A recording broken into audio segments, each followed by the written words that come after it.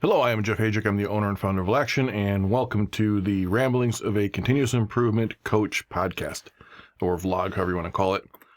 Basically, I just want to give you some quick ideas about things that I experience or just random thoughts that come into my mind. This is a very unstructured program, so I hope you enjoy it. Let's get right to it. In today's episode, I just want to talk about an experience I had yesterday when I was picking up I went to one of those big box stores, the club stores, and as I was leaving, I decided to grab some hot dogs in their food court. So they have a pretty good deal. You get the hot dog and a drink from their fountain. So a fountain drink and a hot dog for, I think it's $1.50. So it's kind of a nice little snack to grab on the way out. So I grabbed some hot dogs and waited for my turn. And when I went to go get them, I wasn't actually wanting the fountain drinks. I had other things, didn't want to get anything from their station. So as she was reaching for the cups, I said, I don't need the cups. I'll just get the hot dogs. And she said, I have to give them to you, and grabbed the cups and started to give them to me. And I said, well, I don't want the cups. I don't want a fountain drink. I picked up the hot dogs and put them in a bag and started to walk away. And she reached out and put the drinks on the edge of the table towards me as I was walking away. And I kept walking away. And she got mad and kind of yelled, like, sir, you have to take the cups. I can't take them back. And it's like, I don't want the cups. What am I supposed to do with them if I'm not going to drink? And she was basically just said, I can't take them back. So now the cups are sitting on the counter, and I'm like, I'm not going to get in an argument with somebody who just wants me to take the cups. So I just took them, walked over, and put them right in the garbage can. And it felt really wasteful and like a really bad process. So I don't normally get like mad about stuff like that. I just question it. I think about what is making this person feel so constrained that they feel the need to take cups off of a stack, hand them to a person so that person can throw them into a garbage can. It's a really bad process. It's wasteful. It's not very environmentally sound, and it creates hard feelings because she's upset that I didn't just take them. I'm thinking, why am I taking something I don't want? And there was a woman standing next to me in line, and she was just looking incredulous, like another customer, thinking, really? You're going to make him take the cups? So I like having that kind of confirmation that I'm not like overreacting to something. And it wasn't like I reacted badly or anything. I just was, probably rolled my eyes a bit at having to take the cups and throw them in the garbage can. But it makes my brain get fired up.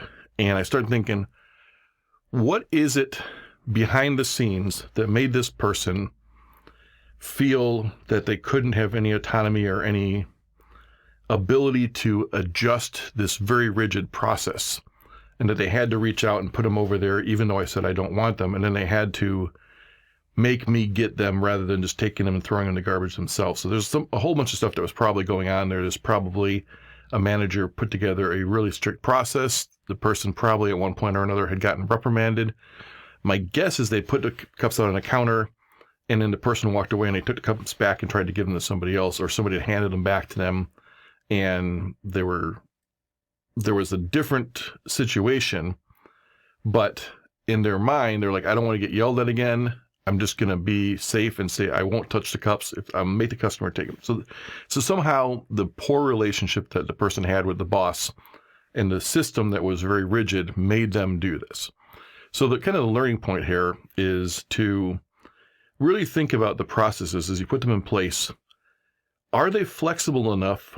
Well, let me back up a second. I don't think you should have flexible processes. I think you should have a definitive process that maybe has if-then built into it.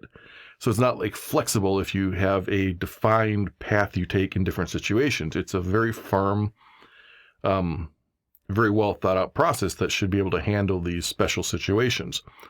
But you're never going to get them all. So there's also always times where you need to kind of trust your employees to understand the principles of what you're trying to accomplish, the rules that govern it. So this is obviously health rules about you can't take food back from customers and do anything with it or resell it. So there's obviously some kind of health codes or something that are going on, but the health codes wouldn't be violated if the person didn't give me the cups in the first place.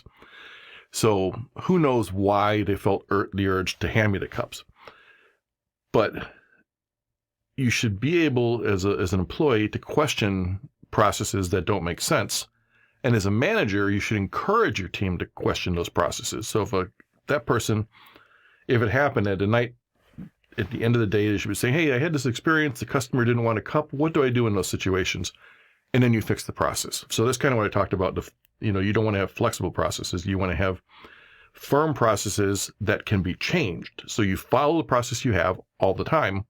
If the process is a bad process, you fix the process and make it better.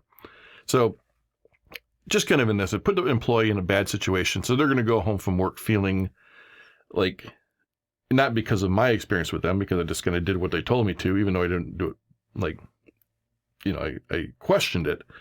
But if they feel that constrained that they have to make a customer throw cups away rather than not hand them out, there's other things going on in that work experience. And that person is not happy in their job. And nobody's going to be just jumping for joy to have to work. There's times when I don't want to be making videos.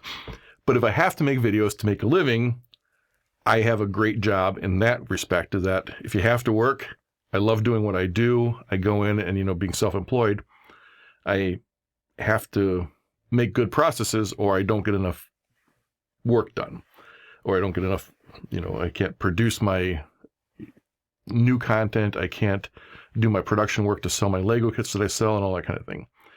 So you have to have good processes, even if you're self-employed, but I don't have anybody making me follow a bad process. So I really encourage you to look at that and think about, how are your employees responding to the processes you put in place? Are they going home frustrated because the processes make them do things that most people would say are ridiculous, and they're only doing it because they don't want to get in trouble? So just think about those things. So anyway, that's kind of my thoughts of the day, is really look at your processes and make sure that they're not making an employee's experience worse rather than making their job easier. So that's all I got for today. Hope you enjoyed it. And until next time, well, I'm always Jeff Hajic, but until next time, have a good experience with your continuous improvement journey. Thanks.